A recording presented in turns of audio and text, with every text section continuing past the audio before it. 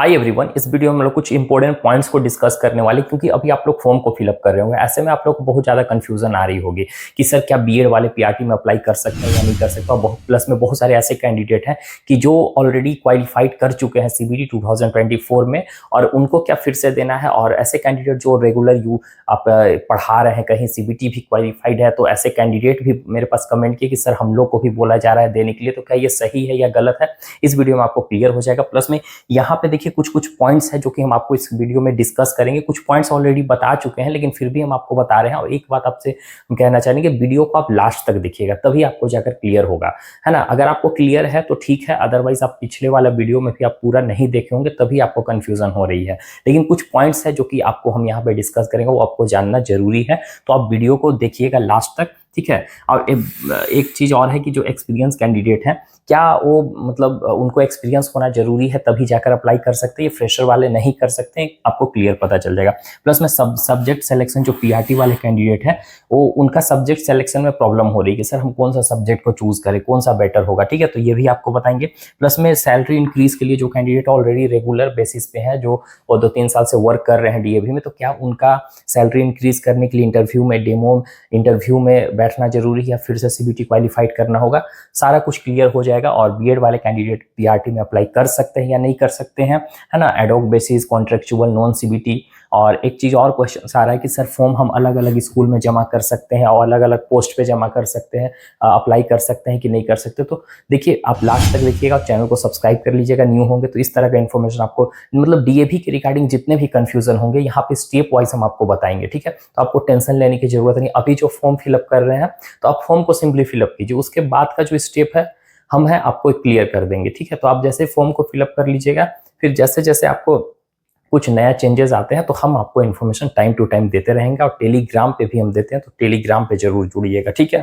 तो चलिए one by one करके हम सभी पॉइंट्स को डिस्कस कर लेते हैं। तो फर्स्ट हम आपको बता देते हैं कि बीएड वाले कैंडिडेट पीआरटी में भर सकते हैं या नहीं भर सकते। तो देखिए, बहुत जगह एडवर्टीजमेंट जो आप देख रहे होंगे, बहुत जगह ऐसे एडवर्टीजमेंट आ रही है जिसमें डीएलएड वाले कैंडिडेट के लिए लिखा ही हुआ नहीं है कि डीएलएड वाले कैंडिडेट बीएड में पीआरटी में भर सकते हैं। वो डीएलएड वाले के लिए एनटीटी नर्सरी टीचर के लिए रखा, मतलब उन लोग के लिए एलिजिबल कर रहे हैं। हम नर्सरी टीचर ट्रेनिंग किए हैं तो उन लोग के लिए।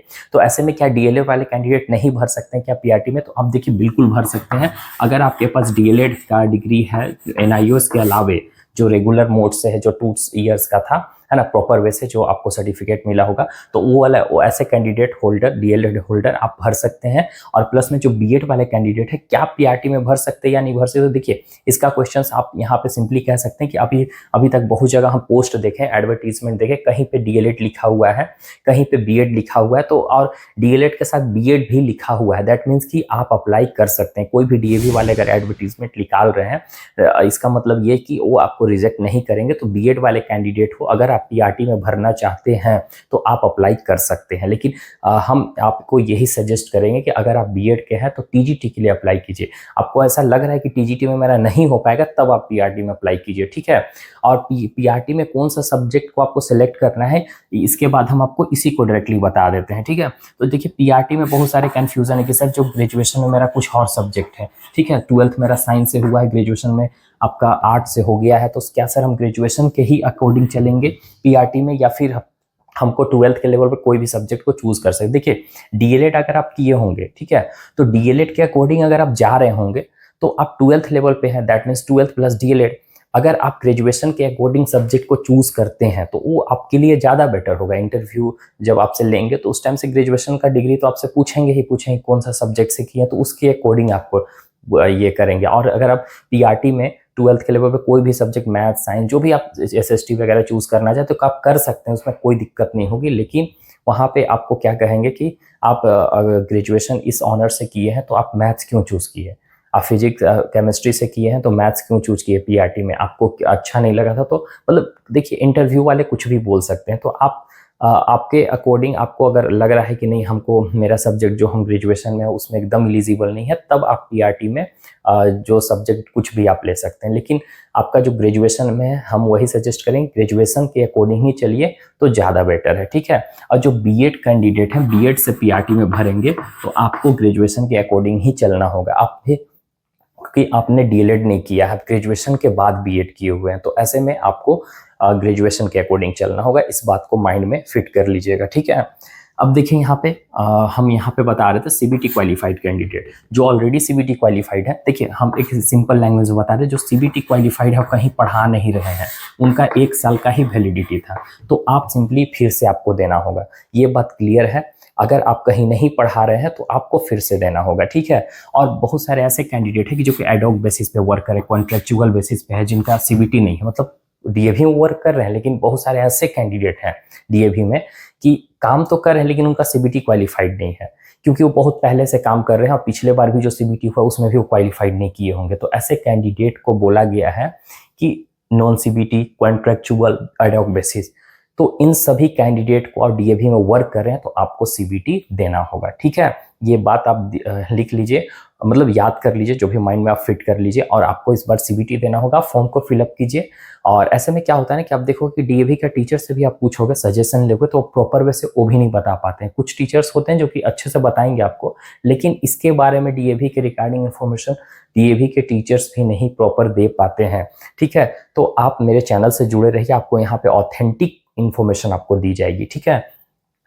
अब देखिए यहाँ पे हम बात करते हैं क्या फॉर्म का जो सबमिशन होगा वो अलग अलग जोन में जो आ रही है वैकेंसी सब जगह, अगर आप हैदराबाद रह रहे हैं, दिल्ली में रह रहे हैं और झारखंड में अप्लाई करना चाहते हैं, तो अभी आपको ये सब कुछ नहीं करना है। आप कहीं से भी इंडिया के कोई भी कोना में, कोई भी स्टेट में रह रहे हैं, तो आप कहीं से भी अप्लाई कर दीजिए, ठीक है। जब आप सीबीटी का एग्जाम देंगे, सीबीटी क्वालिफाइड करने के बाद उसके बाद उसके अकॉर्डिंग आप कहीं भी अप्लाई कर सकते हैं, ठीक है। अभी ऐसा कुछ नहीं कि आप अगर हैदराबाद में रह रहे हैं या दिल्ली में अप्लाई कर दिया तो आपको दिल्ली में ही रहना होगा, ऐसा कुछ नहीं है। आपको सीबीटी क्वालिफाइड करना, उसके बाद आपको सर्टिफिकेट मिलेगा, उस सर्टिफिकेट के अकॉर्डिंग आपको जहाँ पे विश है, जहाँ पे वैकेंसीज आ रही है वहाँ पे अप्लाई कीजिए, ठीक है। तो अभी आप ऐसा मत सोचिए आपको एक स्कूल में ही अप्लाई करना है, ऐसा नहीं कि आपको अलग अलग पोस्ट के लिए एक जगह अप्लाई कर दी ये पीआरटी, दूसरा जगह टीजीटी, या तो फिर पीआरटी ही अप्लाई करें तो 10 स्कूल में आप कर दिए जहाँ जहाँ आया है, तो ऐसा नहीं करना। आप कोई भी एक जगह अप्लाई कीजिए, वहाँ पे आपका डॉक्यूमेंट को वेरीफाई करने के लिए बस वो आगे भेज देंगे सीबीटी टीम को, तो वो सब जगह वही स्कूल करेंगे। अब एक बात और कि अलग अलग पोस्ट पीआरटी के लिए अप्लाई करें तो आप फिर कुछ और अप्लाई नहीं कीजिएगा, या नॉन टीचिंग हो या टीचिंग हो, एक पोस्ट के लिए ही आपको अप्लाई करना है। इस बात को भी आप ये अच्छे से फिट कर लीजिए माइंड में, ठीक है। अब उसके बाद एक्सपीरियंस कैंडिडेट ही अप्लाई कर सकते हो। देखिए पीआरटी हो गया, टीजीटी और पीजीटी, इसमें देखिए अगर आपके पास एक्सपीरियंस है तो आपको प्रेफरेंस दिया जाएगा, है ना। तो ऐसे में क्या है कि अगर टीजीटी पीजीटी अप्लाई कर रहे हैं और आपके पास एक्सपीरियंस एकदम जीरो है ना, अब आपके पास कोई ऑप्शन नहीं है, तो आप अप्लाई करने के लिए टीजीटी में अप्लाई कर सकते हैं, कोई दिक्कत नहीं, पीजीटी में भी अप्लाई कर सकते हैं। अप्लाई आप कर दीजिएगा, आप फ्रेशर कैंडिडेट हैं तो भी। लेकिन अगर आपके पास एक्सपीरियंस होगी तो प्रेफरेंस आपको दिया जाएगा जब आपका कहीं पे जा रहे हैं जॉब के लिए। लेकिन अगर आप एकदम अच्छे कैंडिडेट है, आपको लग रहा है कोई भी इंटरव्यू लिया जाएगा या किसी भी तरह कोई डेमो लिया जाएगा तो हम अच्छे से क्वालिफाइड कर जाएंगे, कहीं कोई प्रॉब्लम नहीं होगी, तभी आपको कोई दिक्कत नहीं है, आपको रख लिया जाएगा। तो ऐसा नहीं है कि एकदम एक्सपीरियंस कैंडिडेट को ही बोला गया है। पीआरटी में अगर एक्सपीरियंस नहीं है, 1 साल का भी है तो चलेगा, कोई दिक्कत नहीं होगी आपको, ठीक है। तो पीआरटी में अप्लाई कीजिए, टीजीटी में बीएड वाले कैंडिडेट, मतलब सभी।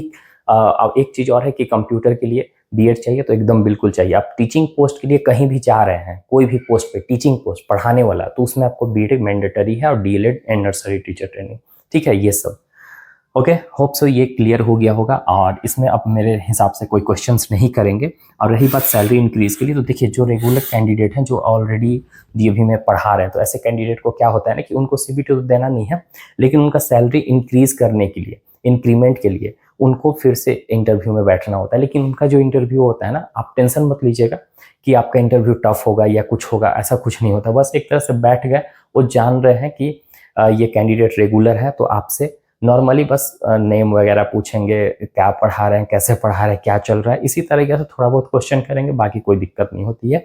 तो यही चीज़ होता है, और इससे ज़्यादा टफ नहीं होता है। तो सैलरी इससे इंक्रीमेंट होती है। तो होप सो कि इस वीडियो में आपको लगभग आज क्लियर हो गया होगा। तो आप सिंपली जाकर फॉर्म को फिलअप कीजिए, फॉर्म में किसी तरह कुछ मत कीजिए, एक पोस्ट के लिए अप्लाई कीजिए, आप एक ही जगह अप्लाई कीजिए और टेंशन फ्री रहिए। बाकी उसके बाद 5 तारीख के बाद जो भी प्रोसेस स्टार्ट होगी, हम आपको बताएंगे, बस चैनल को सब्सक्राइब करके रखिएगा और एकदम क्या बोलते हैं कि टेलीग्राम पे भी जुड़े रहिएगा। कोई इन्फॉर्मेशन आती है ना तो हम सिंपली वहाँ टाइप करके आपको बता देते हैं वीडियो आने से पहले। सो बाय, टेक केयर एवरीवन।